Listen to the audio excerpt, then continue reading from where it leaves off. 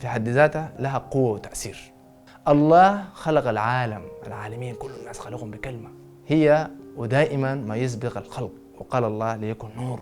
كلمة تستطيع أن تخلق، كلمة قوية، لكن من الأسف وبشدة لحد هسه ما عارفين أهمية الكلام اللي احنا بنتكلمه وبأي تأثير يعني لحياتنا الكلام اللي احنا قاعدين نطلعه بشكل أساسي وفعال. وكثير من المنازعات والحروب كان فتيلة اشتعالها سبب الكلام.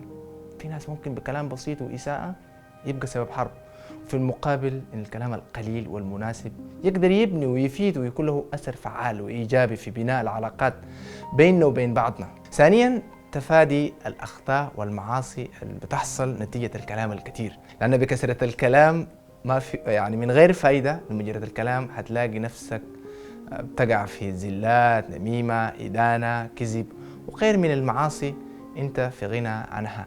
وبرضو الكلام الكثير في معلومات مجانية انت بتقدمها للآخر انت ما محتاج تقدمها، بعد شوية تبقى انك انت ندمان انك اتكلمت وقدمت معلومات مجانية.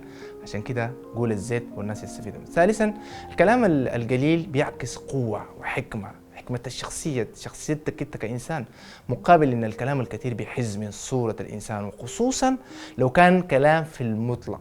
لكن اديهم الزيت اكيد هم هيحبوك. وعندنا مثل بيقول انه ما قل ودل، الكلام الكثير ما كويس، ادينا الزيت. بالنهايه فكر قبل ما تبدا تتكلم في اي موضوع، وده الحاجه اللي انت هتستفيد منه، وما منه هتتكلم، واعرف ان الكلام له قوه وسلطان.